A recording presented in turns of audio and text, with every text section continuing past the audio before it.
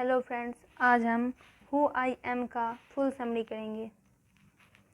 यह पाठ बताता है कि कैसे हर व्यक्ति विचित्र है, हम में से हर कोई भिन्न है, हम में से हर किसी की विशेषताएं, पसंदगी तथा नापसंदगी भिन्न भिन्न है। जिन लड़के लड़कियों के माध्यम से यह दिखाया गया है वे हैं राधा, नासिर, रोहित, सरबजीत, डोलमा और पीटर। आइए हम उनके बारे में एक एक कर जानें। राधा एक खुला जीवन जीने वाली निडर लड़की है। उसे अपने घर के बाहर लगे आम के वृक्ष पर चढ़ना बहुत पसंद है। वो उस पर आराम से बैठ जाती है। उसकी माँ समझाती है कि वह ऐसा खतरा न मोल लिया करे, पर एक दिन उसकी माँ भी उसके साथ वृक्ष पर चढ़ जाती है। वे दोनों खूब बातें करती तथा कच्चे आम खाती रही। राधा वहाँ बैठकर स्वयं को सबल तथा आत्मविश्वासपूर्ण महसूस करती है। नासिर के अपने गांव में कपास के खेत हैं। उसका पिता हर वर्ष कपास उगाने के लिए नए बीज खरीदता है। बहुत दिनों पहले उसके दादा तो अपने ही पौधों से गिरे बीज एकत्रित कर लिया करते थे। नासिर के पिता हर वर्ष नए बीज खरीदने पर पैसा खर्च करते हैं। नासिर चाहता है कि वह बीज संग्रह करने वाला बन जाए ताकि पैसा बचा ले। रोहित सपने देखता है। वह उच्चाकांक्षी भी है। वह सोचता है काश उसके पास पैसा होता तो वह विश्व भ्रमण करता। वह न्यूजीलैंड के पर्वतों पर जाना चाहता है। वह अमेजन नदी पर नौकायान करना, समुद्र तट पर रहना, उड़ीसा का कोणार्क मंदिर देखने जाना, चीन की राजधानी तथा मिस्र का पिरामिड देखना चाहता है। वह प्रकृति प्रेमी है। सरबजीत क्रोधित हो जाता है जब लोग उसकी बात पर विश्वास नहीं करते। वह सत्यवादी है। वह अपने शिक्षक को सच सच बताता है कि वह होमवर्क क्यों नहीं कर पाया। वह माता पिता को सच बताता है कि छोटे भाई ने झगड़ा शुरू किया था, पर वे सोचते हैं कि सरबजीत झूठ बोलता है। इससे वह नाराज़ हो जाता है। डोलमा भारत की प्रधानमंत्री बनने का सपना देखती है। उसे विश्वास है कि उसका सपना सच हो जाएगा।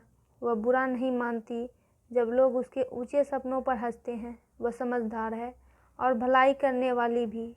वह चाहती है कि हर व्यक्ति की स्थिति सुधर जाए। वह चाहती है कि सब कुछ सर्वोत्तम किस्म का हो। अस्पताल, सड़कें तथा स्कूल सब कुछ उच्च कोटि के हों। पीटर माह के दूसरे रविवार के दिन कोई फिल्म देखने जाने में खुश होता है। वह अपने माता पिता और भाई के साथ सिनेमा देखने जाता है। मध्यांतर में उसके पापा बच्चों के लिए मूंगफली ले आते हैं।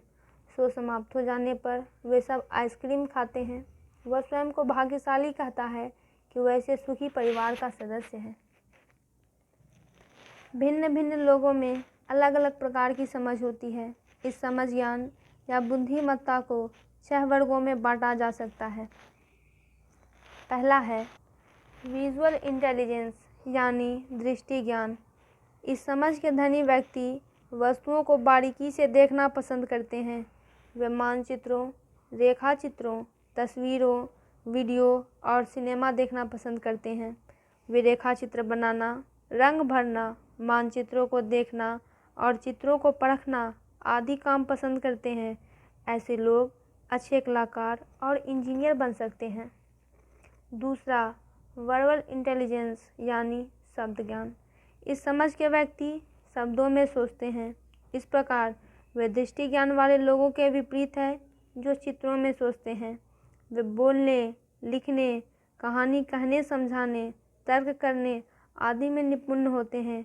वे अच्छे अध्यापक, कवि, पत्रकार, लेखक, राजनेता और अनुवादक बनते हैं। मैथमेटिकल इंटेलिजेंस यानी गणित ज्ञान। इस प्रकार की बुद्धि के लोग बुद्धि और तर्क का प्रयोग करते हैं। वे वैज्ञानिक, इंजीनियर, शोधकर्ता, अकाउंटेंट और गणितज्ञ बन सकते हैं। उन्हें संख्याओं के साथ काम करने और गणित की समस्याओं को सुलझाने में आनंद आता है। बॉडीली इंटेलिजेंस यानी शरीर ज्ञान। इस ज्ञान से विभूषित व्यक्ति अपने शरीर के अंगों पर नियंत्रण रखना पसंद करते हैं। वे वस्तुओं को कुशलता से संभालते हैं। ये लोग नृत्य, खेल, दस्तकारी, अभिनय और खान के कार्यों में कुशल होते हैं। वे अच्छे खिलाड़ी, नर्तक, शारीरिक ज्ञान के शिक्षक, अभिनेता, अग्नि से बचाने वाले और दस्तकार बनते हैं। म्यूजिकल इंटेलिजेंस यानी संगीत ज्ञान। इसको जानने वाले व्यक्ति संगीत से प्रेम करते हैं। वे लय और प्रतिरूपों के बारे में सोचते हैं। वे अच्छे संगीतकार, गायक और संगीत रचयिता बन सकते हैं। इंटरपर्सनल इंटेलिजेंस यानी व्यक्ति ज्ञान। इस ज्ञान से समृद्ध व्यक्ति दूसरे व्यक्तियों में रुचि रखते हैं। वे दूसरों के दृष्टिकोण से बात को देखते हैं।